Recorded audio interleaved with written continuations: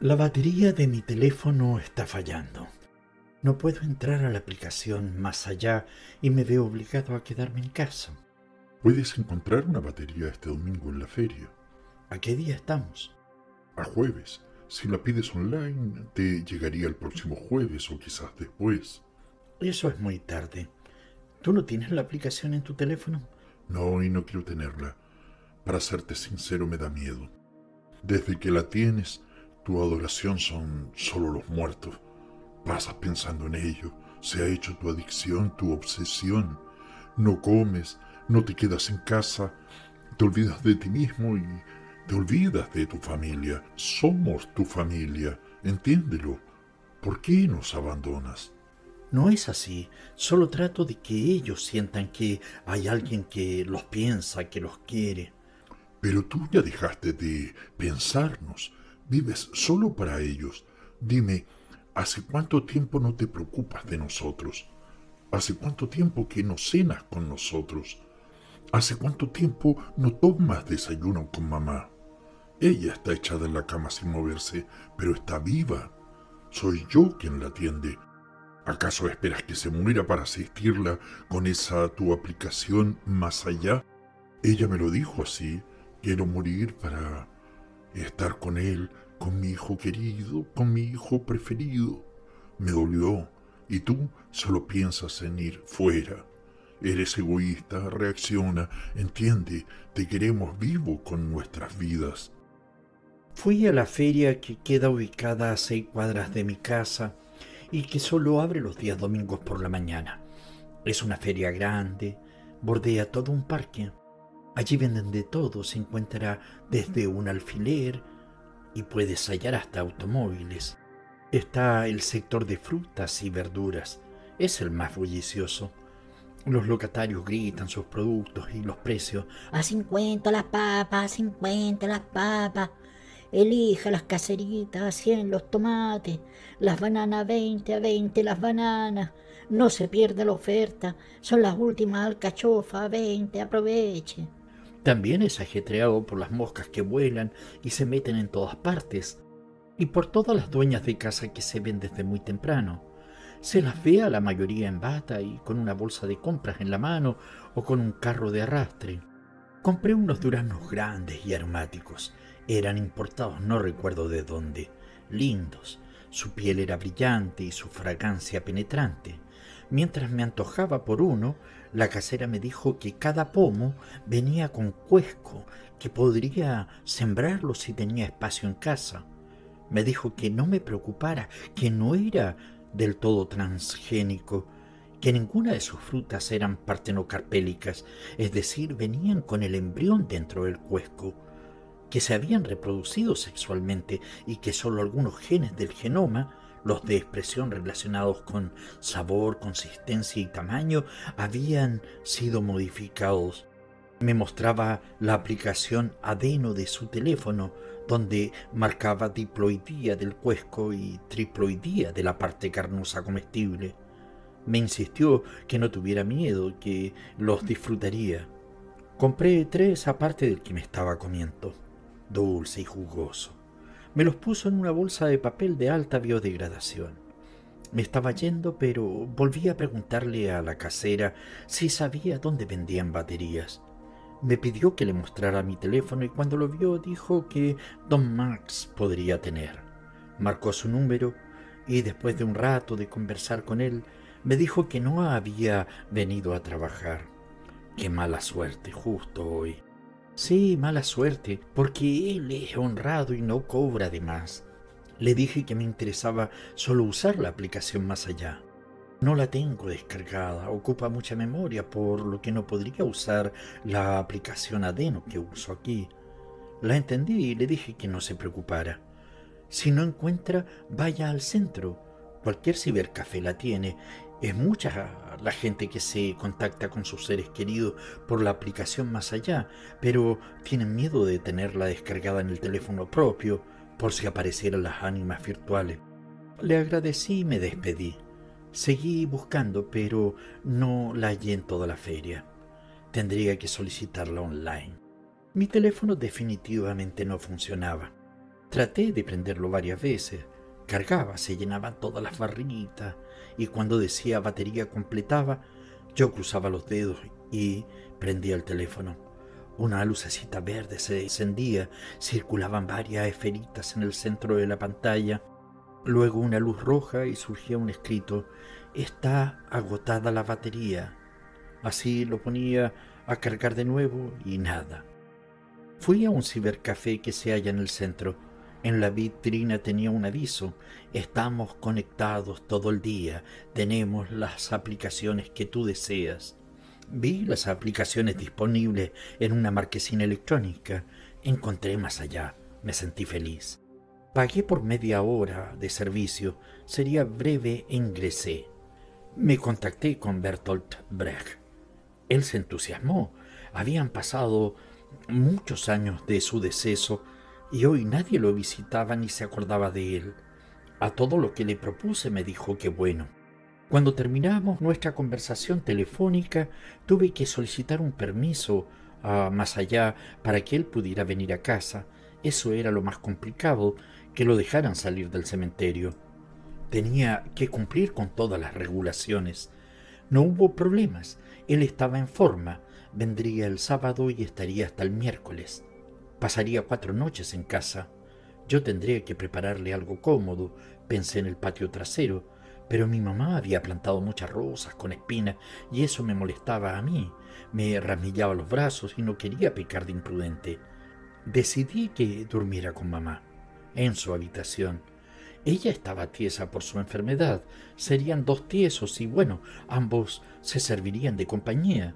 Además, mamá se iría acostumbrando, moriría pronto, lo aceptaría con más naturalidad. Aquel día le di cortecitos de durazno a mamá en los labios. Temblaban sus labios, pero absorbían, le gustaba, estaba feliz, estaba conmigo. Fue mi hermano quien puso el grito en el cielo. ¿Y si se come a la mamá? ¿Cómo se te ocurre decir esas cosas?, le dije. Él ya no funciona, está en los huesos, no tiene nada, no le cuelga nada.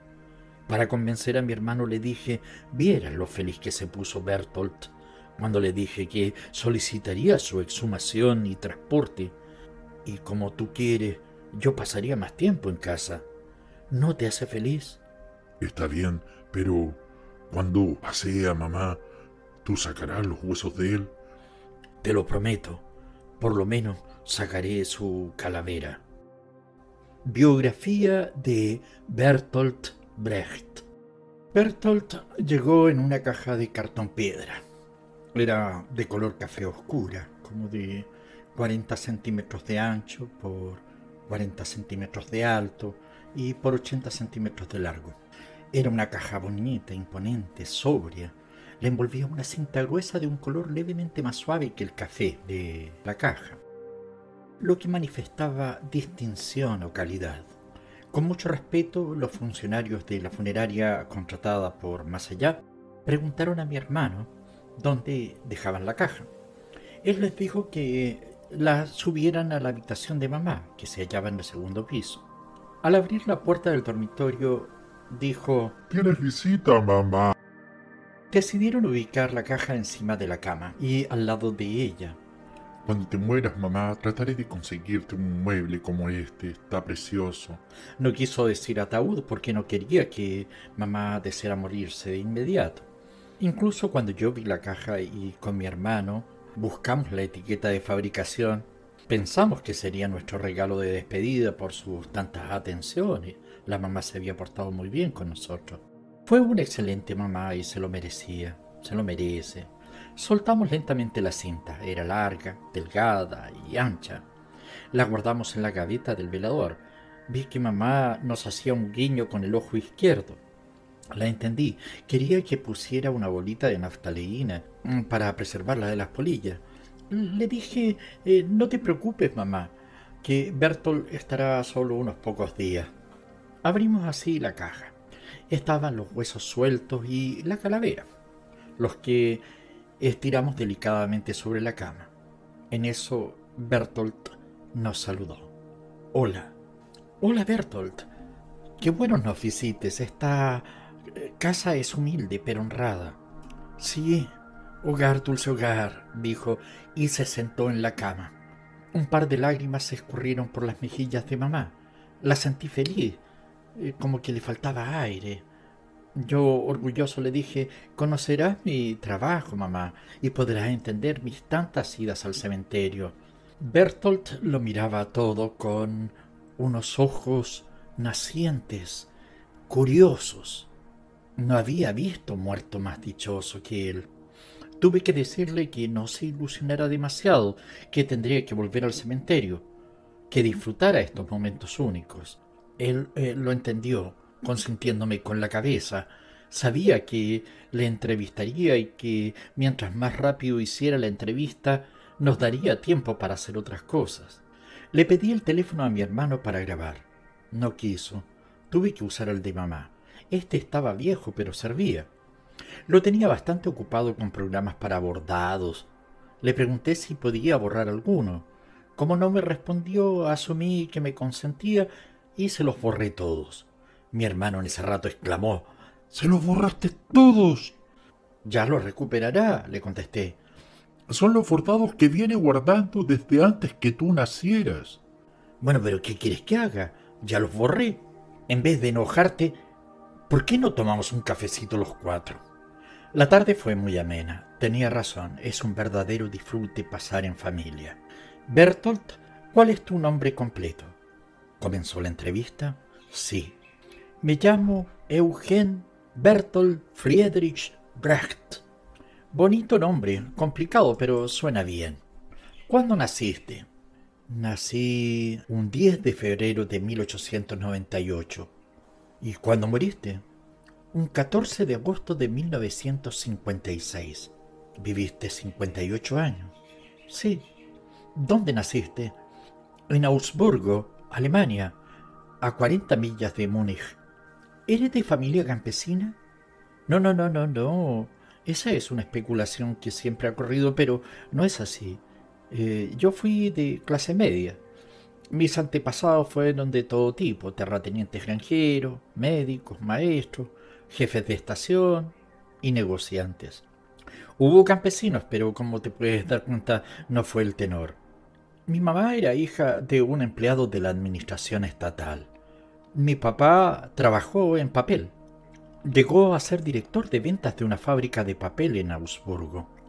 Mi hermano menor, Walter, entró a la empresa de papel y enseñó la fabricación de papel en la Universidad Técnica de Darmstadt.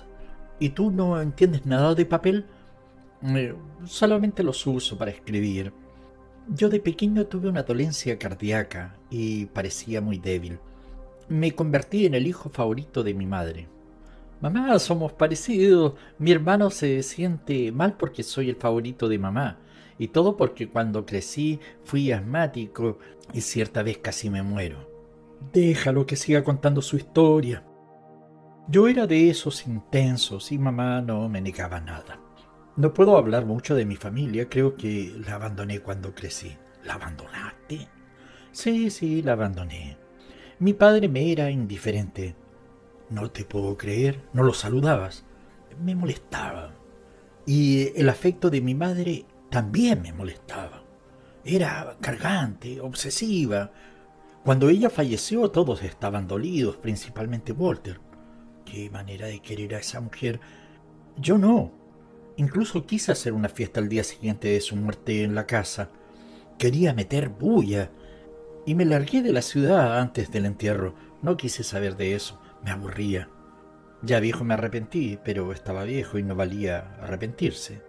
¡Qué viejo! Eras bastante joven cuando moriste. Tenías 58 años. Bueno, en estos tiempos se vive más. Para aquellos días se era viejo. ¿Tuviste alguna religión? Supe de que habían varias, pero nunca creí en ninguna. Fui ateo. Y lo sigo siendo. Recuerdo que de joven en la escuela quemé la Biblia y el catecismo delante de los otros chicos. Todos estaban horrorizados. Yo lo gozaba. ¿Por eso casi te expulsaron? No.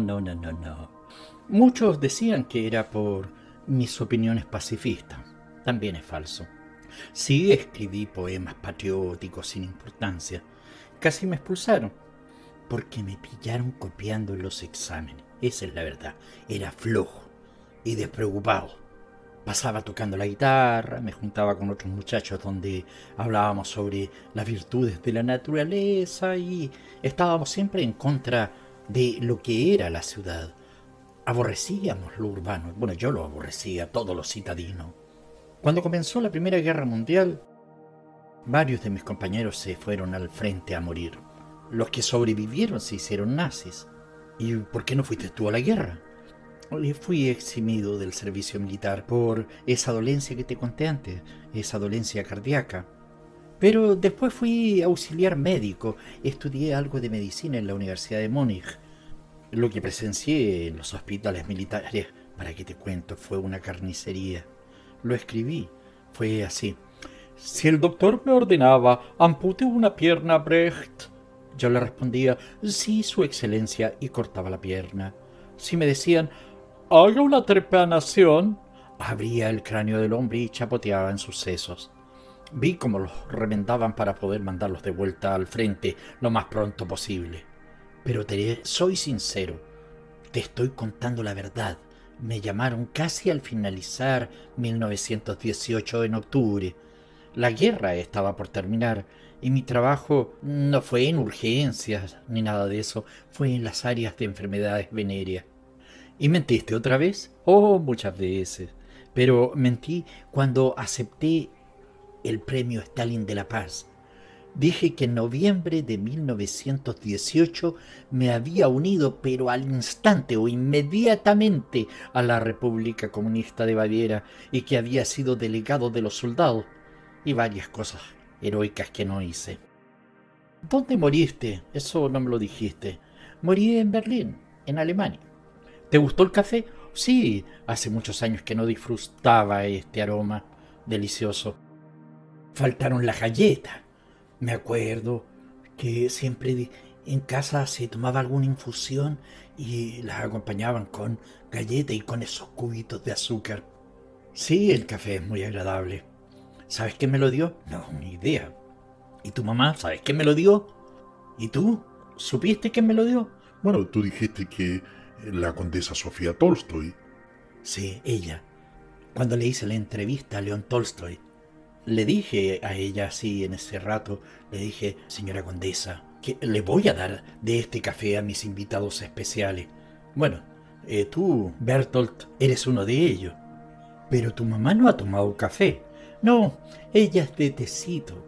Considera el café muy fuerte. ¿A qué te dedicaste en tu vida, Bertolt? Escribía. Me gustaba la poesía y el drama. Realicé varias colecciones de poemas que, junto a mis obras de teatro, me dieron un lugar entre los grandes autores alemanes. Cuando alguien dice Bertolt en Alemania, la gran mayoría del pueblo alemán piensa en mí. Bueno, y no solamente en Alemania, también aquí.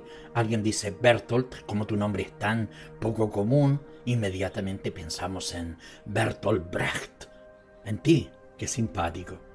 En 1919 yo era ya una personalidad literaria.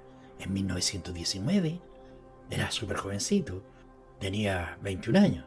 Sí, me las di de crítico y también fui temido.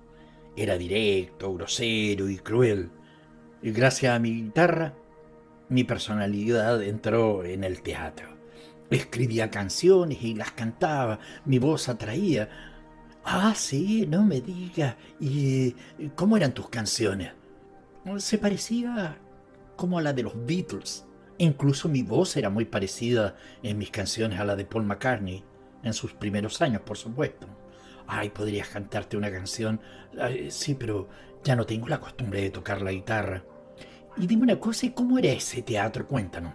Bueno, era de tipo izquierdista y me gustaba. Me gustaba mucho, me gustaba harto. Mi primer éxito fue Espartaco, que después lo transformé, lo llamé de otra manera. Luego, Tambores en la noche. Fue publicada en 1922, estrenada y publicada en ese año. Y gané un premio. ¿Cómo se llamaba el premio? Se llamaba Kleist Apra, el mejor dramaturgo joven. Pero para serte sincero, fui un oportunista. Es que es raro decirlo. En mi tiempo no lo hubiese dicho nunca, pero ahora sí, no tengo miedo. Pero es la verdad.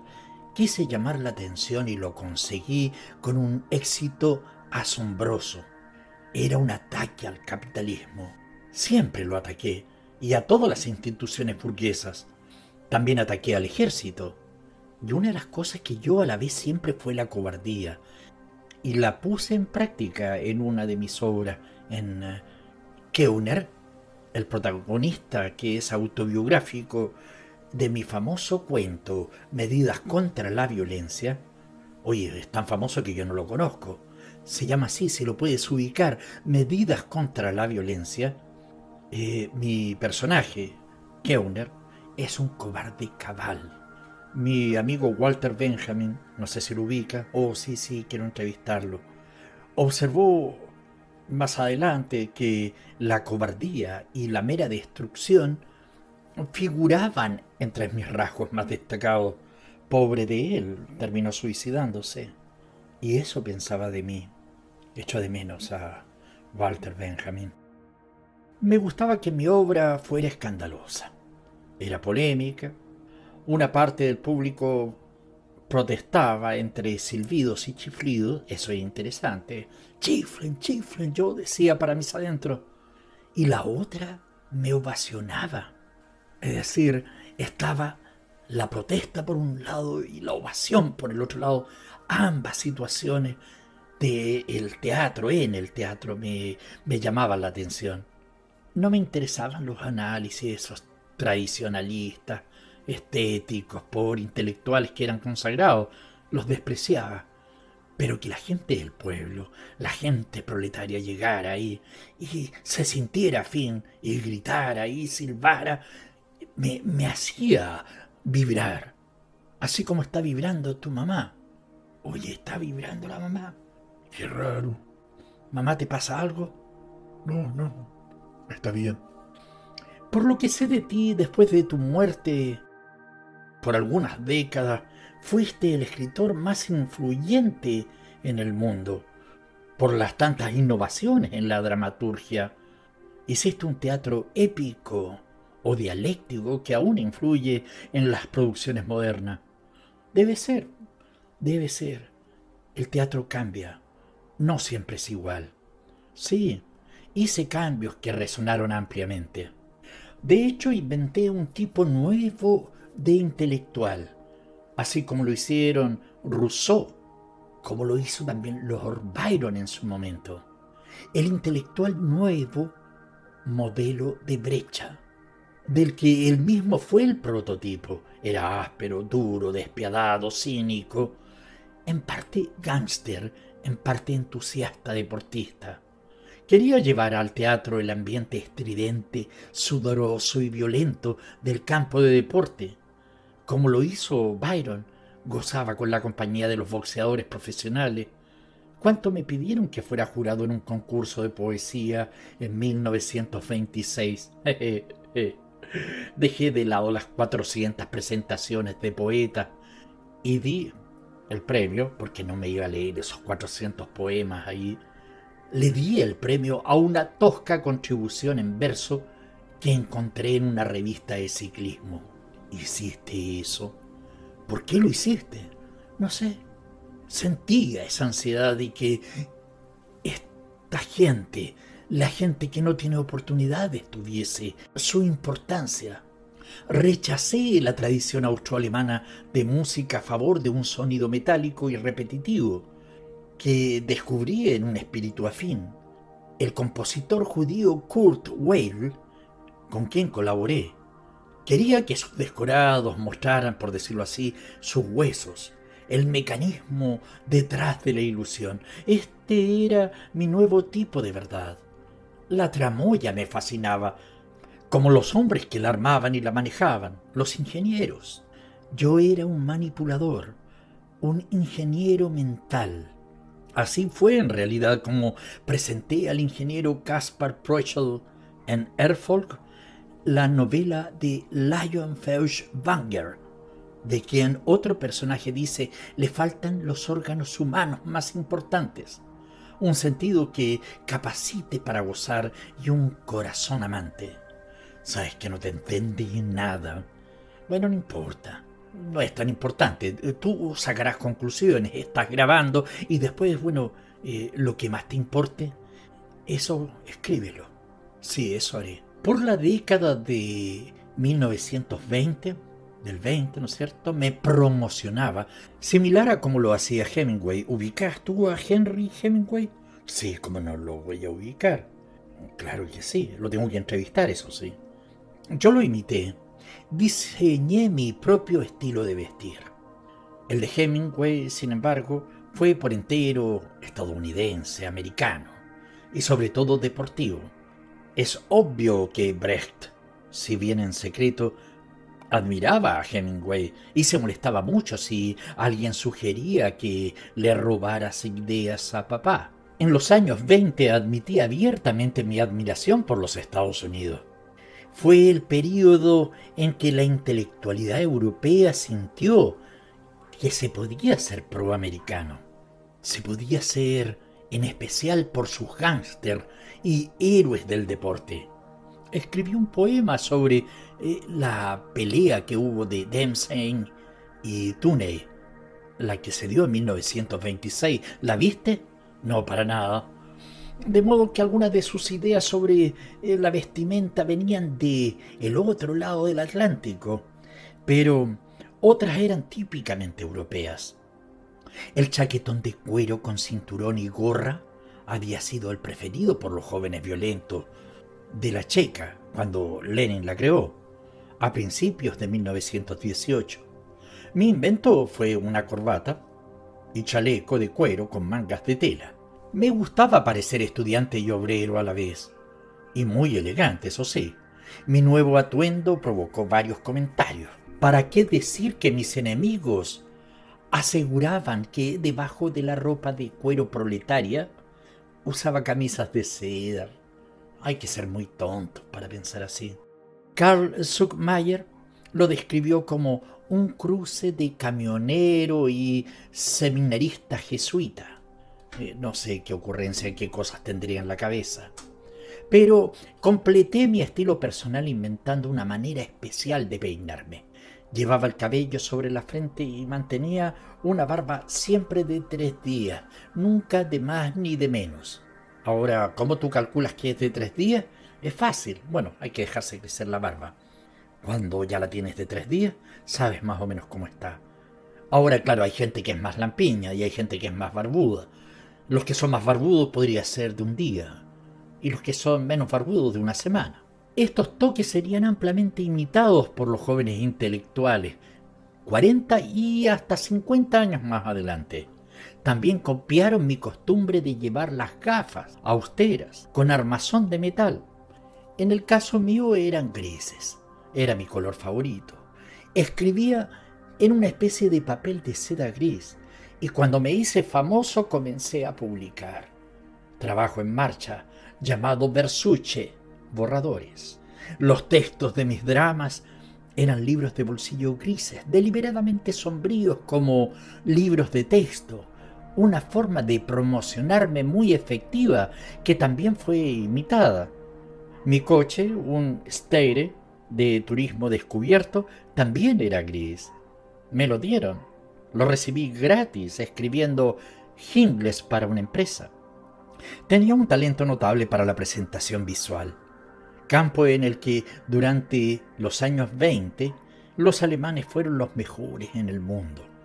Casi exactamente el mismo tiempo cuando Hitler estaba concibiendo el brillante aparato suntuario del partido nazi y las SS. He inventado las exhibiciones nocturnas que se conocieron más adelante como son Et Lumière. Qué tiempos aquellos. Difíciles, tensos. Sí, fueron difíciles. La influencia del impresionismo, el principal movimiento dramático de mi época inicial, ya no existía. Por allá en 1928 escribí un drama musical, la ópera de los 2 centavos. También es conocida en algunos países y en diferentes partes, e inclusive yo también hablo la ópera de los 3 peniques o 3 centavos. Y simplemente le llamo 3 peniques, 3 centavos. Algunas veces le digo 2 centavos. Sí, la hice con el compositor alemán Kurt Weill. Este musical, basado en la ópera de los mendigos de 1728 del dramaturgo inglés John Gay, fue una cáustica sátira del capitalismo, pero de la obra le robé pasajes enteros de la traducción americana hecha por François Villon, hecha por Amers. Después de protestar, Amers cobró una parte de los derechos, y así se convirtió en mi éxito teatral más importante. ¿Le tuviste que pagar a Amers? Sí, para que se quedara tranquilo. Le había copiado la traducción, pero si tú copias la traducción, más bien él está transcribiendo la idea. Bueno, al final el juez decretó de que tenía que pagar y pagué. Y quedé tranquilo. Como te digo, la obra se convirtió en mi éxito teatral. Esto fue en 1928, en Berlín. Desde 1924 estudié el marxismo. Pucha, que me gustaba Marx. Siempre me ha gustado y siempre le he tenido mucho respeto. Hablo algunas veces más al de él, pero le he tenido mucho respeto. Todas sus ideas. Me hubiese gustado tener el cerebro de él. Bueno, y desde 1928 hasta la llegada de Hitler al poder, escribí y estrené varios dramas didácticos musicales. La ópera Ascensión y Caída de la Ciudad de Mahagoni en 1927 a 1929, también con música de Weill, criticaba severamente el capitalismo. Bueno, tú siempre has sido un proletario, un protestante. Puede ser. La preocupación por la justicia era un tema fundamental en mi obra. Durante este periodo inicial de mi carrera, dirigí a los actores y empecé a desarrollar una teoría de técnica dramática conocida como teatro épico. Rechacé los métodos del teatro realista tradicional. Prefería una forma narrativa más libre, en la que usaba mecanismos de distanciamiento, tales como los apartes y las máscaras, para evitar que el espectador se identificara con los personajes de la escena. Consideré esta técnica de alienación, la distanciación, como esencial para el proceso de aprendizaje del público, dado que eso reducía su respuesta emocional y, por el contrario, le obligaba a pensar. Era remecer al pueblo, remecer al obrero, remecer al proletariado, remecer a la gente. Mi éxito fue por mi destreza en el manejo de las relaciones públicas y en la política de la industria del teatro. En 1930, G.W. Pabst, que tenía los derechos para la filmación de la ópera de 2 o 3 centavos, objetó el guión de cine que yo había escrito y cambió el argumento dándole una inclinación más directamente comunista. Me negué a anular los cambios. El caso llegó a los tribunales en octubre. Conseguí una importante compensación financiera a cambio de desistir del juicio, y así pude posar como mártir que defiende su integridad artística frente al brutal sistema capitalista. Publiqué, eso sí, mi guión con un ensayo introductorio donde señalaba la moraleja estrictamente marxista. La justicia, la libertad y el carácter han quedado condicionados al proceso de producción.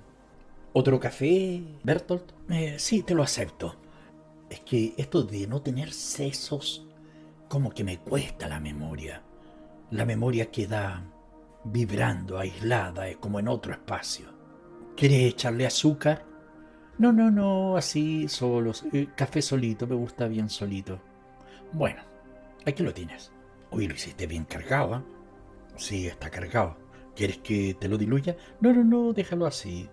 Sí, para serte sincero, ni lo siento. ¿Cómo que ni lo siento? ¿No dijiste que te gustaba su aroma? Sí, es rico su aroma. Es rico el café, degustar un café. Pero uno muerto ya no siente. ¿Acaso no me entiende? Déjame sorberlo. Promoví mis intereses personales mientras proclamaba mi devoción por los del público. Hoy era bastante comprometido. Sí, bien comprometido.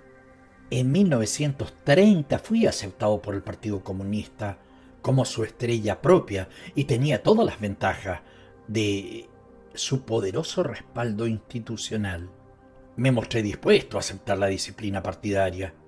Asistí a las conferencias sobre marxismo-leninismo en el Colegio de Trabajadores de Berlín.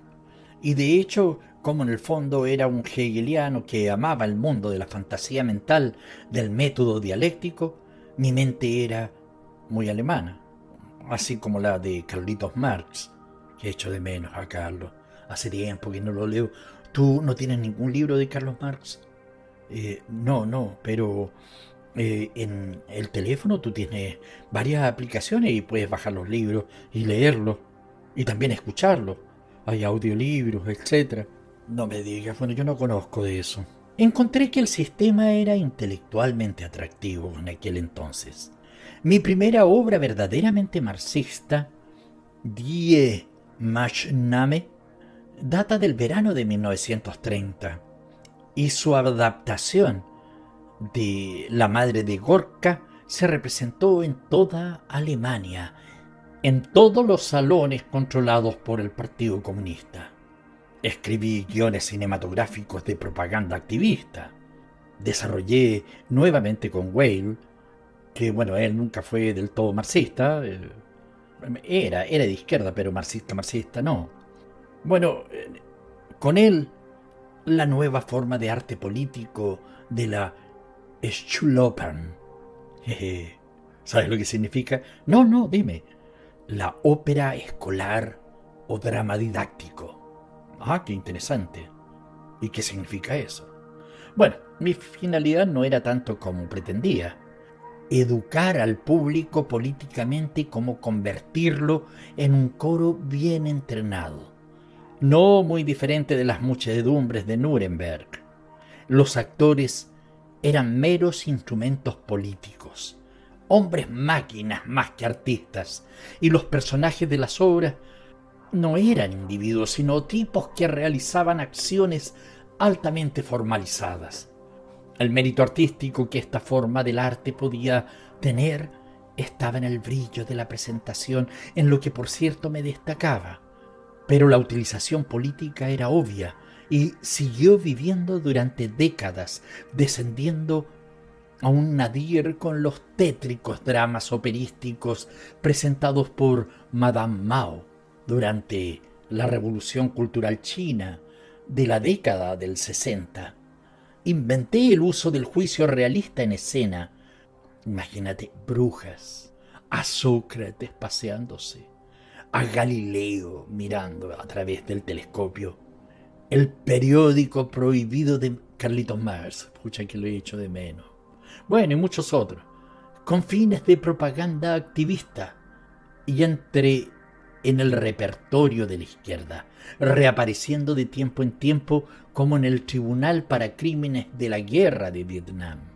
En verdad, muchos de mis inventos para la escena, el uso del maquillaje blanco, esqueletos, ataúdes, desfiles de armas gigantescas, todavía se emplean regularmente en el teatro callejero de avanzada, procesiones y también en las manifestaciones. Oh, sí, tus innovaciones todavía están presentes, en todas partes las vemos. Tuve otros recursos para hacer que el público recordara mi nombre. Cuéntanos, quiero saber. Me hice fotografiar escribiendo poesía en medio de un gran número de obreros para enfatizar que los días del individualismo político romántico habían muerto y que la poesía era ahora una actividad proletaria política. Ok, genial, interesante. Abracé públicamente los principios de la autocrítica marxista. Llevé mi ópera de Erhasager, El hombre que dice sí, a la Karl Marx School, controlada por los comunistas. Pedí a los estudiantes que hicieran sus comentarios y la reescribí tomándolo en cuenta. Luego, una vez obtenida la publicidad, volví calladamente al texto original. El ascenso de Hitler me empujó a una postura más política. En 1926 había leído El Capital. Quedé ligado al Partido Comunista, pero realmente me incorporé en la práctica en 1930. En eso sentí que mi mamá se agitaba. ¿Qué pasa, mamá? Mi hermano se acercó a ella. ¿Tienes deseos de hacer pipí? La alzó en sus brazos mi hermano.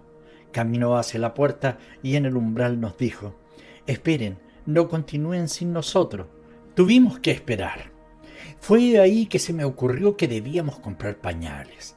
De lo contrario tendríamos muchas interrupciones y la entrevista no debía tener tropiezos. Se lo planteé a mi hermano, estuvo de acuerdo. Así la cambiaría una o a lo más 2 veces por día y se metió en internet. Encargó unos muy buenos, de marca Secos. Los podría ir a buscar de inmediato, a un depósito cercano, o tendríamos que esperar hasta el próximo jueves. Las entregas están demoradas y en estos tiempos, no, eso no corresponde. Mi hermano los fue a buscar. Con Bertolt hablamos de otras cosas. No le gustaba mirar el patio. El apretado jardín de rosas con espinas le hacía recordar una tumba que en otro tiempo era frecuentada y que para estos tiempos permanecía llena de maleza o mala hierba. Cuando al fin llegaron los pañales sentí alivio. Le dije cariñosamente a mamá: ahora podrás liberarte, serás libre de hacer pipí cuando quieras. La sentí agradecida. Vi que 2 lágrimas se escurrían por sus mejillas y sonrió. Mi hermano estaba contento. Nos dijo que había sido muy fácil ponerle el pañal. E interesado por la historia de Bertolt, dijo: puedes continuar, por favor, continúa. Bertolt, sentado en la silla que estaba frente a la piecera de la cama, echó la cabeza hacia atrás. Pensé que se le caería la calavera y exclamé: con cuidado, pero no pasó nada. Él continuó. El acceso de Hitler al poder en 1933 puso un final abrupto a mi carrera de éxitos. Me fui de Alemania. La mañana siguiente al incendio del Reichstag, tomé mi balurto y me fui. La década del 30 fue difícil para mí, la sufrí. No tenía ningún deseo de ser un mártir, en ningún caso. Probé a vivir en Viena. No me gustó. Y no me gustó por la actitud pangermana, cada vez más difundida, y así me fui a Dinamarca. El comienzo de la guerra de 1939 me convenció de que Dinamarca era un país muy arriesgado. Me trasladé a Suecia. Luego me fui a Finlandia. Me negué a luchar en España. Fui varias veces a Moscú y en realidad fui coeditor de Das Wort, publicada en Rusia. Proporcionaba mi único ingreso regular. De eso dependía. Pensaba que Rusia era un lugar peligroso para mí y nunca me quedé más de unos pocos días cada vez que estuve allí. Entre los años 1933 y 1938 escribí por encargo principalmente sobre temas políticos. Luego, hacia fines de la década, de pronto comencé a producir en rápida sucesión trabajos de mayor calidad. La vida de Galileo en 1937, El juicio de Lúculo 1938, La buena mujer de Setsuan, que escribí entre 1938 y 1940, y Madre Coraje y sus hijos en 1939. Con visa para los Estados Unidos, a través de Rusia, viajé hacia el Pacífico. Me fui a California, a Hollywood, en 1941. Decidí probar el mercado americano y escribí El irresistible ascenso de Arturo Ui, con Hitler como un gángster de Chicago. Ya había estado en Estados Unidos, pero no había causado impresión salvo en círculos de izquierda. Mi idealizada visión juvenil de un Estados Unidos de historieta pronto se desvaneció, y la realidad nunca llegó a gustarme. En realidad la odié. No podía trabajar según el sistema de los estudios de Hollywood, y sentí celos amargos de los otros emigrados que tenían éxito allí. Meter Lowry fue una excepción. Mis obras para el cine no gustaron para nada. Algunos de mis proyectos fracasaron por completo. En 1945, W. G. Auden trabajó conmigo en una versión inglesa de El Círculo de Tiza Caucasiano y colaboraron en una adaptación de La Duquesa de Malfi, pero esa versión se desechó en el último momento a favor del texto original, que había tenido un éxito inesperado en Londres, de modo que retiré mi nombre. Una producción de Galileo, con el gran Charles Laughton como estrella, fue un fracaso total. No comprendía el mercado, ni en Hollywood, ni en Broadway, ni me adapté a él. No soporté malos maestros en el teatro. No los soportaba. Ni a mis iguales. Tenía que estar a cargo yo de todo.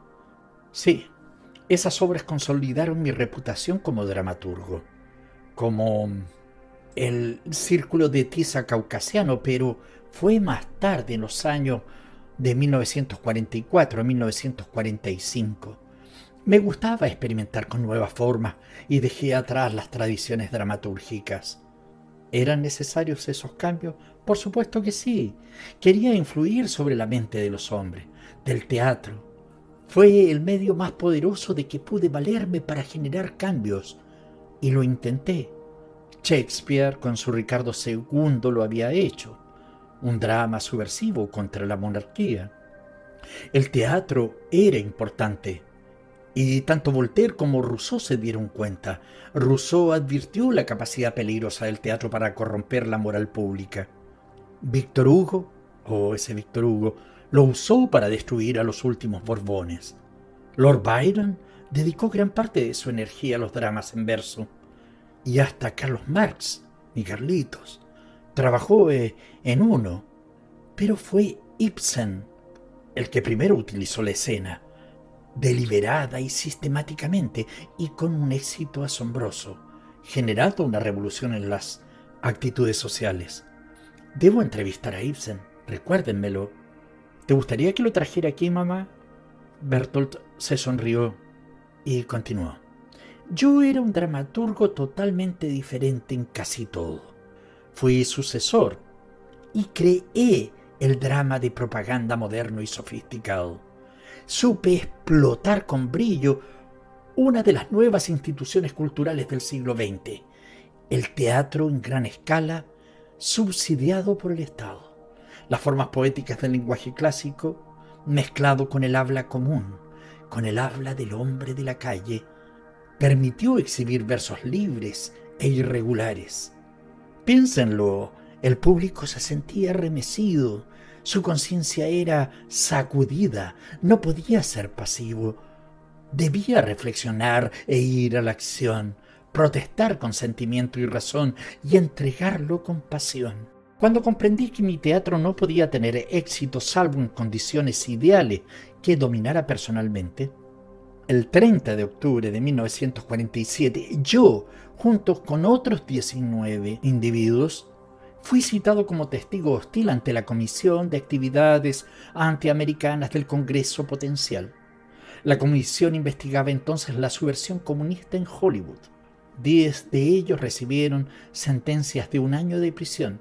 Yo no tenía intención de pasar un tiempo en una cárcel de Estados Unidos. Cuando me preguntaron si era miembro, lo negué rotundamente. No, nunca. El interrogatorio tuvo momentos de farsa, porque su intérprete, David Baumgart, de la biblioteca del Congreso, tenía un acento aún más fuerte que el mío. Y el presidente J. Parnell Thomas gritó furioso: «No puedo entender al intérprete mejor que al testigo». Yo me reía. Sin embargo, la comisión no se había preparado bien y yo me di cuenta. Mentí con toda facilidad y seriedad. No se basan mucho de sus escritos en la filosofía de Lenin y Marx. No creo que sea correcto decir eso, pero está claro que estudié. Tuve que estudiar porque soy un dramaturgo que escribe obras históricas. Cuando me preguntaron por las canciones que había escrito para el libro de canciones del Partido Comunista, dije que eran malas traducciones. Planeaba en realidad hacer una presentación de acatamiento, afirmando: mis actividades han sido siempre exclusivamente actividades literarias y de una naturaleza estrictamente independiente, pero no se me dio ninguna oportunidad para leerla. Mentí con tal convencimiento, fui tan puntilloso al corregir cualquier error de hechos, parecí tan sincero y ansioso por ayudar a la comisión en todo lo que pudiese, que me lo agradecieron públicamente como un testigo excepcionalmente cooperador. Los otros escritores citados quedaron tan satisfechos con la astucia con la que había engañado a la comisión que no tomaron en cuenta el hecho de que les había traicionado cuando acepté contestar las preguntas. De modo que seguí siendo un héroe de la izquierda. ¿Pero volviste a Alemania? Sí, después de la guerra. En 1948 volví a Alemania. Me establecí en Berlín Este y fundé mi propia compañía teatral, el Berliner Ensemble. El vivir en la Europa del Este me hizo tener un pesimismo moral que chocaba con el ideal soviético del socialismo realista. De vuelta en Europa, sano y salvo, adopté una postura desafiante ante la prensa. Cuando me acusaron de querer robar el Empire State Building, me pareció que había llegado el momento de irme. Fui a Suiza como base de operaciones. Concebí un nuevo uniforme, un traje de obrero gris, bien cortado, con una gorra de paño gris. A través de mis conexiones con el Partido Comunista tenía muchos contactos bien informados. Pronto descubrí un hecho de gran importancia. ¿Cuál? El naciente régimen soviético títere en Alemania Oriental, que luchaba por ser reconocido políticamente y aún más por gozar de autoestima cultural, haría cualquier cosa para agradar a una figura cultural importante que ayudara a legitimarlo. Adivinen quién se presentó. Yo tenía justamente las credenciales literarias e ideológicas necesarias para los fines de Alemania Oriental. En octubre de 1948, yo llevé a cabo un reconocimiento en Berlín del Este y asistí a una recepción en mi honor ofrecida por el Kulturbund del Partido Comunista. Me senté entre Wilhelm Pieck, que luego sería presidente de Alemania del Este, y el coronel Tupanov, comisario político del Soviet. Cuando me pidieron que respondiera a los discursos, usé una artimaña típica que reservaba todas mis opciones y al mismo tiempo ofrecía una nota teatral de modestia. Simplemente estreché la mano de los dos hombres sentados al lado mío y me senté. A los 3 meses se presentó en Berlín Este una producción cara y muy subsidiada de Madre Coraje. Tuvo un éxito enorme y llegaron críticos de toda la Europa occidental para verla. Alemania Occidental era mi base teatral de operaciones. Sin embargo, mi plan general era más complicado. Austria también buscaba legitimación de posguerra. Los austriacos habían figurado entre los más entusiastas sostenedores de Hitler y habían estado a cargo de muchos de los campos de concentración. Por motivos estratégicos a los aliados les había sido conveniente tratar a Austria como un país ocupado, técnicamente una víctima de la agresión nazi, más que como enemigo, de modo que después de 1945 los austriacos figuraban como neutrales. Por lo tanto, era muy conveniente tener un pasaporte austriaco. Al mismo tiempo, las autoridades austriacas estaban ansiosas, como las de Alemania del Este, de retomar su posición anterior entre los seres civilizados, acentuando su contribución cultural. También como un recluta útil. De modo que se hizo un trato. Certifiqué que deseaba trabajar intelectualmente en un país que ofrecía condiciones apropiadas para ello. Enfaticé que me considero un poeta, soy un poeta, y no deseo servir a ninguna ideología política dada. Repudio la idea de repatriarme a Alemania. Insistí en que mis conexiones con Berlín eran superficiales. No ocupo ningún tipo de cargo oficial ni tengo compromiso alguno en Berlín. Y percibo ningún salario. Tengo necesidad de echarle algo a la boca. Mi intención es considerar a Salzburgo como mi lugar de residencia permanente. La mayoría de estas afirmaciones eran falsas. Yo no tenía ninguna intención de vivir en Salzburgo. Pero obtuve pasaporte austriaco y esto no solo me permitió viajar a donde quisiera, sino que me dio independencia vis a vis del gobierno de Alemania Oriental. El arreglo que tenía con los alemanes del Este estipulaba que ellos me proporcionarían una compañía y un teatro propios, respaldado por recursos importantes, en compensación por mi identificación artística con el régimen. Mis obras entrarían en el repertorio mundial. Mis derechos serían entonces valiosos y no tenía la menor intención de permitir que los alemanes del Este se beneficiaran con ello, ni la de someterse al control de sus editoriales. Durante la década 1922-1933 se había negado siempre a tratar con las editoriales cooperativas del Partido Comunista Alemán, prefiriendo las fuertes firmas capitalistas que pagaban los derechos correctos. Ahora también puse mis derechos en las manos de una editorial de Alemania Occidental, Metter zur Kamp, y obligué a los alemanes del Este a poner, aún en sus propias ediciones de sus obras, la frase «con permiso de Sur Kamp Verlag, Frankfurt on Main». Todas las ganancias editoriales en todo el mundo y los derechos por las producciones internacionales las recibí en el fuerte dinero de Alemania Occidental y a su debido tiempo las transferí a las cuentas bancarias que había abierto en Suiza. Era un hombre rico. Tenía lo que quería. Tenía pasaporte austriaco, el respaldo del gobierno de Alemania del Este, un editor en Alemania Occidental y una cuenta bancaria suiza. ¿Qué más podía querer? Lo había conseguido todo. ¡Bravo, bravo, bravo! Mi hermano estaba excitado. Las palabras de Bertolt lo entusiasmaban. Mamá también manifestaba su euforia como si le faltara aire abriendo la boca. Me instalé como consejero artístico de lo que en realidad era mi propia compañía, el Berliner Ensemble, con mi esposa Helen Weigel como directora. El señor Puntila, el apellido siempre me causó extrañeza. Bueno, el señor Puntila, la primera gran producción, se estrenó el 12 de noviembre de 1949. A su debido tiempo, el Theater am Schiffbauerdamm fue entregado en posesión como residencia permanente de la compañía, lanzada con un cartel de Picasso.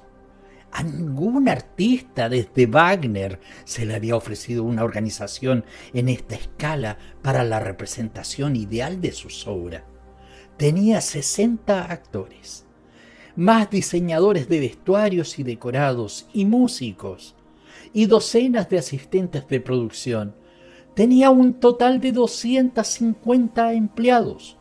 Tenía todos los lujos imaginables con que un dramaturgo haya jamás soñado. Podía ensayar hasta 5 meses. En realidad podía, y lo hice. Hice cancelar la representación nocturna de una obra ya en el repertorio para seguir ensayando una nueva. Simplemente se devolvía el dinero a la gente cuando llegaba. No tenía problemas en cuanto a número de actores o en cuanto a costo de producción. Podía reescribir y transformar mis obras varias veces en función de lo que ocurría en los ensayos, y así logré un grado de perfección que ningún otro dramaturgo en el mundo podía conseguir. Tenía un considerable presupuesto para viajes que me permitió llevar la Madre Coraje de la compañía a París en 1954 y el Círculo de Tiza Caucasiano al año siguiente. Perfeccioné mi imagen proletaria también como mis obras. Mis trajes de trabajador proletario fueron confeccionados con sumo cuidado. Se estimulaban las entrevistas, pero a la vez se discriminaba a los periodistas con cuidado.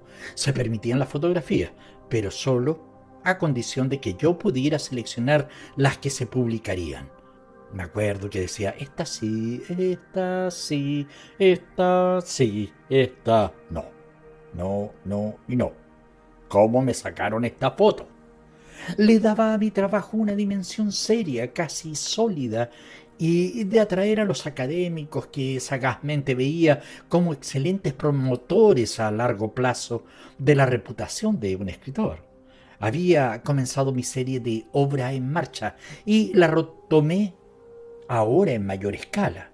En Estados Unidos había llevado un diario de trabajo, no tanto un diario como un relato continuado de mi obra y del funcionamiento de mi mentalidad artística, decorada con lo que llamaba documentación, recortes de diarios y cosas así. En 1945 empecé a llamarlos, y también a otros papeles de trabajo, archivos.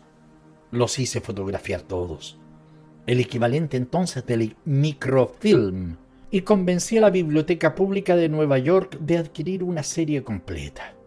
El objetivo era estimular a los estudiantes para que escribieran tesis doctorales sobre mi obra al facilitarles yo el trabajo.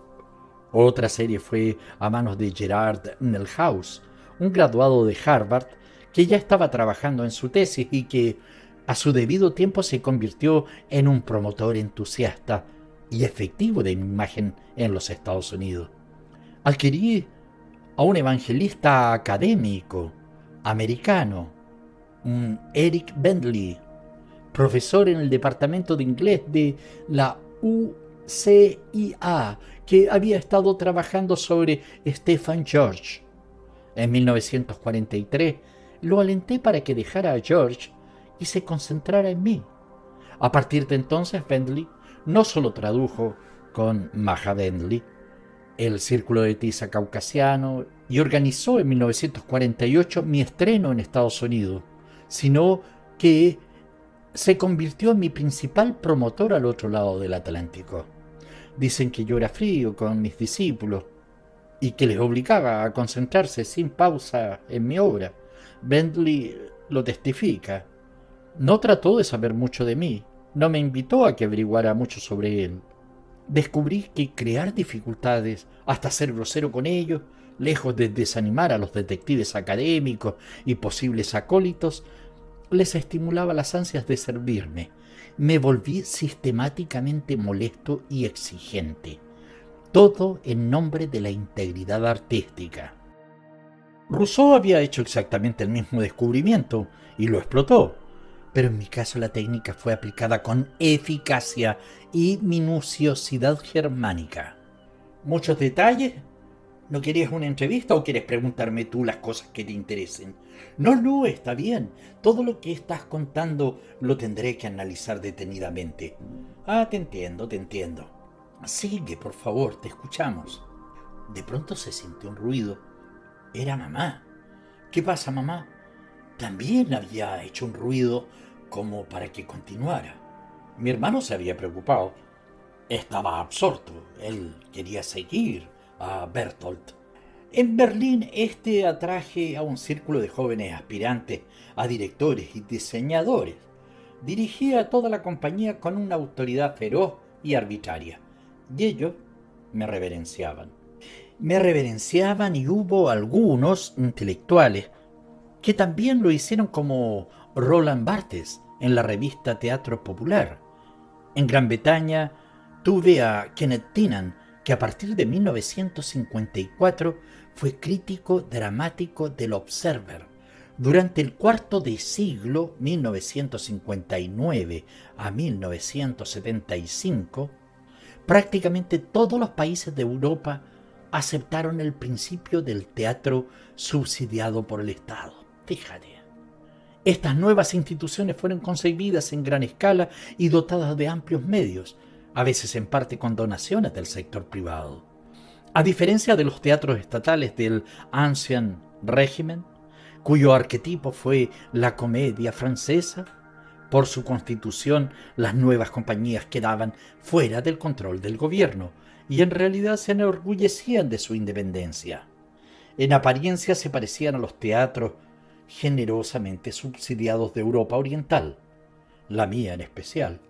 En verdad solían tomar a Europa Oriental como modelo y se especializaron en producciones costosas y meticulosamente ensayadas. Se diferenciaban, sin embargo, en que presentaban no solamente los clásicos, sino obras nuevas significativas de un repertorio internacional. Mi obra era una elección natural para esta categoría. En realidad, en Londres donde el cambio fue más revolucionario, los teatros subsidiados reemplazaron muy rápido a los comerciales como proveedores de obras de calidad. El propio National Theatre designó a Kenneth Dinana como su primer gerente literario. En consecuencia, en toda Europa y luego en todo el mundo, el público vio mis obras presentadas en producciones fuertemente subsidiadas y por lo tanto en condiciones ideales, a menudo copiadas directamente de las pautas que yo mismo había establecido en mi propio teatro. Ni siquiera Wagner había gozado de semejante buena suerte. Me convertí en la figura más influyente en el teatro mundial. Podríamos pasar todo el día y todos estos días hablando de todas tus experiencias que son bastante motivadoras. Sé que estuviste en contacto con Stalin, con los distintos escritores importantes de la Rusia, con los cuales tuviste mucho contacto. Me gustaría, eso sí, para no alargar tanto esta entrevista, que hablásemos de tus obras, ¿te parece? Oh, sí. ¿Con cuál empezamos? Tú dime y yo te cuento. Ok. La resistible ascensión de Arturo Ui. Bueno, esa historia relata el ascenso al poder de Arturo Ui, un mafioso ficticio de Chicago de la década del 30, y sus intentos de controlar el negocio de la protección mediante la extorsión de la venta de coliflor, a través de la eliminación despiadada de toda oposición. Breviario de estética teatral. Bueno, ahí se tratan las cuestiones expuestas en el breviario mío, un breviario de Bertolt Brecht, que son un camino abierto para los hombres del presente y para los que vendrán. 5 dificultades para quien escribe la verdad. La primera versión de este artículo apareció en el diario parisino realizado en alemán por exiliados alemanes. Los poetas han de contar la verdad. La versión final del ensayo de Brecht fue publicada en la revista antifascista Unsere Zeit en abril de 1935. En 1938, el ensayo fue reeditado para su difusión clandestina en la Alemania hitleriana. La Judith de Simoda. Para vosotros los hombres, una mujer no es más que polvo y porquería. En 1856, Estados Unidos está forzando la apertura comercial de Japón. Utiliza todas sus artes diplomáticas para lograr ventajosos acuerdos comerciales, incluida la amenaza de bombardear sus ciudades costeras con su artillería naval. La geisha Okichi es forzada a atender al cónsul norteamericano para evitar que destruya el puerto de Shimoda. Pero una vez que ha logrado su objetivo, es repudiada por su traición e incluso abandonada por quienes pidieron su ayuda. Ofendida y humillada, exige que se le dé el reconocimiento moral del que se considera acreedora. La Judith de Shimoda es una obra inédita mía de Bertolt Brecht, escrita en 1940, durante mi exilio en Finlandia. Se trata de una reelaboración de una obra japonesa de Yamamoto Yuso, pero que lleva el ineludible marchamo de Brecht, mío. Cada escena viene precedida de un interludio en el que un político y magnate de los medios de comunicación japonés, un orientalista inglés y una periodista norteamericana asisten a una representación teatral de la Judith de Shimoda y la comentan escena a escena, creando así el distanciamiento brechtiano. Baal. Bueno, esa obra de Baal narra el declive de un poeta disoluto y bebedor llamado Baal. Este es un antihéroe que rechaza las convenciones y adornos de la sociedad burguesa. Este punto de partida se aproxima a la tradición alemana del Sturm und Drang, la cual celebra el culto al genio que vive al margen de las convenciones sociales que podrían destruirle. Antígona. Antígona es una adaptación hecha por mí a algunos rasgos originales. Sumergido en pleno contexto de posguerra y comprometido con mi tiempo, me sirvo de Antígona para hacer mis propias denuncias, y la atención sobre Antígona se desplaza hacia Creonte, Haremos un estudio de la evolución de la figura de Antígona en sus orígenes mitológicos, en la tragedia de Sófocles y en la adaptación de esta última, para ver de qué manera recrea este relato mitológico al servicio de una postura crítica sobre el contexto histórico en el que se encuentra. El arte no es un espejo para reflejar la realidad, sino un martillo para darle forma, y fiel a su creencia. Hago de esta obra un vehículo para expresar mis propias ideas sobre la guerra. Hay libros que, ahora se publican, está la narrativa completa, los relatos, los 7 pecados capitales del pequeño burgués. Bueno, esa es una historia. La ópera ballet, Los 7 pecados capitales del pequeño burgués, fue considerada una de las puestas en escenas más importantes del siglo XX. La importancia que tiene no solo radica en el hecho del texto polémico que presento, sino en que se trata de la última colaboración que realiza Kurt Weill, que musicalizó varias de mis obras, originalmente presentada en el Teatro de los Campos Elíseos de París, Francia. Se ha presentado en varios de los escenarios más importantes del mundo. Los diálogos están cargados de una perspicacia que raya en lo soez, un insulto al recato de la época y a las buenas costumbres del régimen de aquel entonces. Hay una colección antológica de poesía. Es una divulgación de una poesía crítica, con diversas denominaciones: poesía social, poesía comprometida, poesía de la conciencia. Se caracteriza por centrar su temática en los seres humanos, bien sea para ensalzar sus valores genéticos o bien para denunciar los atropellos, injusticias y abusos cometidos por quienes detentan el poder en cualquiera de sus formas. Poesía esta que no se evade de la realidad, sino que incide en ella con intención transformadora. Se entiende por ello que tal producción y los autores hayan sido frecuentemente acallados, desprestigiados, censurados e incluso perseguidos por dichos poderes dominantes. Se trata, en fin, de una poesía no neutral, teñida por el compromiso ético. El alma buena de Sichuan. La persona buena de Sichuan defiende la tesis de que es imposible vivir siendo bueno. Ante este problema son impotentes hasta los dioses. Como otras obras mías, el alma buena de Sichuan se inspira en el antiguo teatro chino. Comencé a trabajar a esta parábola dramática en el año 1934 durante mi estadía en Dinamarca. La concluí en Suecia en 1940. La pieza fue estrenada en inglés en la Hamline University. La versión original fue representada por vez primera en Zúrich y luego en Frankfurt, donde se la llevó a escena en 1931 con música de Paul Dessau. Los fusiles de la señora Carrard. Esa fue de 1937, publicada en ese año. En una casa de pescadores de Andalucía durante la Guerra Civil Española, Madre Carrard es una viuda renuente a que sus hijos, por razones morales y religiosas, participan en la lucha armada. Los hechos inmediatos, en vertiginoso desarrollo, terminan por cercarla y envolverla en ese remolino de violencia que la conducirá al frente de batalla, al lado de su hermano y de su hijo menor sobreviviente. Los Horacios y los Curiacios. Esa obra fue publicada en 1934.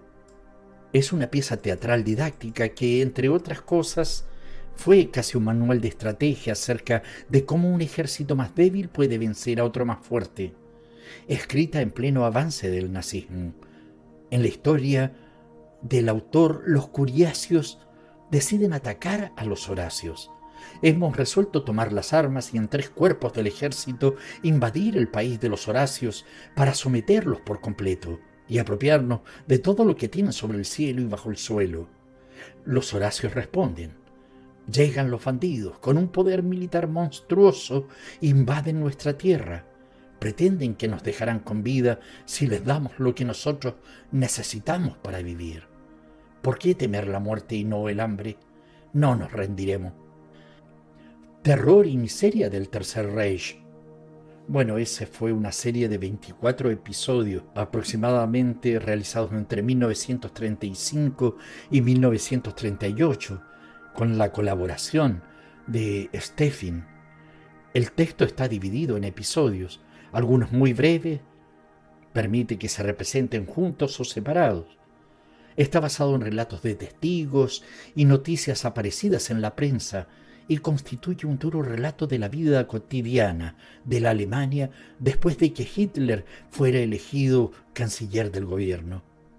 Los negocios del señor Julio César. En busca del material para una biografía con procedimientos que participan del periodismo y la investigación histórica, reconstruí los elementos esenciales del drama, la vida de Julio César a escasos años de su muerte. Pero por momentos el drama se transforma en comedia. Lo heroico, lo noble, lo abnegado pierden grandeza al revelarse sus secretos mecanismos motivadores. Las miserias que inspiran los actos humanos quedan al desnudo, y los instantes supremos que la historia exalta aparecen como frutos del malentendido o la casualidad. La argucia de utilizar un cronista casi contemporáneo permite conciliar la frescura de la cosa recién vivida con la necesaria perspectiva que el transcurrir temporal otorga. La vida de César, o mejor, de su sociedad, está dada jugosamente por versiones de los coprotagonistas, seleccionados entre los diferentes estratos de esa sociedad, lo cual, unido a un inteligente montaje, procura una visión caleidoscópica de los sucesos. Distintos enfoques que dejan formular interpretaciones variadas y asignar motivaciones diversas. Así como el historiador conjetura partes de la historia que se le aparecen oscuras, yo conjeturo el todo, con igual lógica y coherencia, y así la obra de imaginación y la verdad histórica no se contradicen, sino que ensamblan perfectamente. En esta obra, la última que escribí, los medios expresivos alcanzan los límites de la depuración, y la clave de la ironía mía recrea y desmifica una mentalidad y un contorno fascinante. Galileo Galilei. Bueno, para muchos es el testamento literario mío. En todo caso, es la obra a la que dediqué más esfuerzos y reescritura desde 1938 hasta mi muerte. En ella se pone en escena la conflictiva relación de la ciencia con el poder, tematizando con lucidez extrema la disyuntiva entre preservar la posibilidad de investigar a cualquier precio y renunciar a la responsabilidad social del trabajo científico. El año es 1592. El sabio florentino Galileo Galilei es profesor de matemáticas en Padua. Vive encerrado en la ciencia con el convencimiento de que una nueva edad histórica acaba de empezar. Andrea, el hijo de la casera, está entusiasmado con los descubrimientos de Galilei y pide que le descifre los secretos. Tales conocimientos hacen tambalear la concepción del universo de Ptolomeo, que hasta ahora ha sido considerada como válida. Galilei roba a un alumno la idea del telescopio y la perfecciona para poder postularse como matemático en la corte. Con la ayuda del instrumento, sus trabajos demuestran la exactitud de los trabajos anteriores de Copérnico. Prevenido por un amigo de las posibles consecuencias de sus investigaciones, Galilei manifiesta su fe en la razón humana y parte a Florencia. Allí anota nuevos descubrimientos y pelea con la aristocracia florentina sobre la veracidad de sus descubrimientos. Los aristócratas se ríen de él y el clero le otorga una protección contradictoria. Historias de almanaque. Estas historias fueron escritas a lo largo de muchos años y dan en un primer momento la impresión de una heterogeneidad irreductible. Poemas, narraciones que tienen como protagonistas a figuras históricas, Giordano Bruno, Francis Bacon, César o Sócrates. Relatos que se desarrollan en tiempos remotos, la Guerra de los 30 años, o en la Edad Contemporánea, los últimos combates de la Segunda Guerra Mundial. Aforismos y proverbios, como los expresados por el señor Kauner. Sin embargo, un motivo central confiere unidad y coherencia al volumen. El comportamiento de los personajes y las situaciones dramáticas sirven de vehículo para el aleccionamiento moral, la destrucción de mitos, la crítica de prejuicios y la iluminación de zonas oscuras de la historia y de la sociedad humana. La ópera de 2 centavos o la ópera de 3 centavos. ¿Te acordaste? Bueno, está ambientada a principios del siglo XX. La ópera de 2 centavos describe a partir de las vivencias de Máquina Baja, un rufián inglés, la cotidianeidad de los miserables de Londres. En el centro del planteo de la obra encontramos a la humanidad y su destino, el desamparo y la maldad en la sociedad. Es una crítica severa al capitalismo, que con 16 actores en escena invita al público a sacudir su conciencia, intentando moverlo a la reflexión. Madre Coraje y sus hijos es considerada por muchos como la obra más destacada de mi producción dramática. La escribí en 1939. La subtitulé Una crónica de la Guerra de los 30 años, la más sangrienta y devastadora de cuantas asolaron la Europa del 17. Su estreno en las ruinas de Berlín después de la Segunda Guerra Mundial tuvo una repercusión enorme en el teatro europeo. Madre Coraje recorre con su carreta y sus 3 hijos los escenarios de la guerra, siguiendo la estela de los ejércitos partícipes en la contienda. No importa la bandera que enarbolen, ni la fe que defiendan, solo importa que puedan comprar su mercancía. Para Madre Coraje la guerra es un negocio, un medio de vida, pero ha de pagar un alto tributo por ese negocio del que se beneficia, la vida de sus hijos, que irá perdiendo uno tras otro en el camino. Al final sola, completamente sola, continuará arrastrando su maltrecho negocio y volverá de nuevo tras la estela de la guerra. Frases. Al río que todo lo arranca lo llaman violento, pero nadie llama violento al lecho que lo oprime. Con la guerra aumentan las propiedades de los hacendados, aumenta la miseria, aumentan los discursos del general y crece el silencio de los hombres.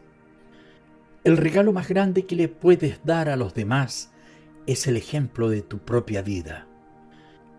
El arte no es un espejo para reflejar la realidad, sino un martillo para darle forma. Contra la injusticia y la impunidad, ni perdón ni olvido. Cuando la verdad sea demasiado débil para defenderse, tendrá que pasar al ataque. Cuando un delito se multiplica, nadie quiere verlo. El arte, cuando es bueno, es siempre entretenimiento. Cuando la hipocresía comienza a ser de muy mala calidad, es hora de comenzar a decir la verdad. El que desconoce la verdad es un ignorante, pero el que la conoce y la desmiente es un criminal. Esos que pretenden, para reformarnos, vencer nuestro instinto criminal, que nos den primero de comer. La crisis se produce cuando lo viejo no acaba de morir y cuando lo nuevo no acaba de nacer. La historia ama las paradojas. Las revoluciones se producen generalmente en los callejones sin salida. Las madres de los soldados muertos son jueces de la guerra. Lo difícil se aprende enseguida y lo hermoso nos cuesta la vida. Lo primero es llenar la panza, luego viene la moral. Me parezco al que llevaba el ladrillo consigo para mostrar al mundo cómo era su casa. Si la gente quiere ver solo las cosas que puede entender, no tendría que ir al teatro, tendría que ir al baño. No acepten sin discusión las costumbres heredadas. Un hombre debe tener por lo menos 2 vicios. Uno solo es demasiado. Lo que no sabes por ti mismo, no lo sabes. En los tiempos sombríos se cantará también se cantará sobre los tiempos sombríos. La cuerda cortada puede volver a anudarse, vuelve a aguantar, pero está cortada. No me harás aborrecer la guerra. Se dice que aniquilamos a los débiles, pero la paz hace lo mismo. La ciencia tiene un solo precepto: contribuir a la ciencia. Muchos jueces son absolutamente incorruptibles. Nadie puede inducirles a hacer justicia. Quizá volvamos a tropezar, pero allí donde me abandonaste no volverás a encontrarme. A la buena gente se la conoce en que resulta mejor cuando se la conoce. El lodo a los podridos, la vida es lo más grande, perderla es perder todo. Y si tiene dinero, y si es amable, y su cuello está limpio, también entre semana. Y si sabe lo que le corresponde a una señora, entonces diré no. Debilidades no tenía ninguna, yo solo una, que amaba. Me apetece que la virtud tenga trasero y que el trasero tenga sus virtudes. Tus penas eran mis penas, las mías tuyas. Si no estabas tú contenta, yo no lo estaba. Desgraciado el país que necesita tener héroes. Bertolt, has sido muy amable de poder presentarte frente a nosotros. Te damos las gracias. Sé de que hay todo un mundo por averiguar. Quizá a la gente le interesara tener la continuidad de tu relato. Ha sido grandioso. Hemos aprendido de ti. Hemos conocido una vida apasionante. Muchísimas gracias. Ya te tienes que volver al cementerio. Me gustaría volver a verte. Bueno, está en ti. Yo no puedo hacer nada. Yo no puedo volver. Tú tienes que solicitarme. Tú tienes esa aplicación maravillosa. Volver, hacer renacer o revivir ciertos momentos. Cuando me vienen a buscar, ya están abajo los de la funeraria. ¿Quieres que me meta en el cajón, en esa caja? Te tengo que meter ahí. ¿Me perdonas? No te preocupes. Haz lo que tienes que hacer. Gracias por haberme dado la posibilidad de haber compartido contigo, con tu mamá, con tu hermano y con todo el mundo. Adiós.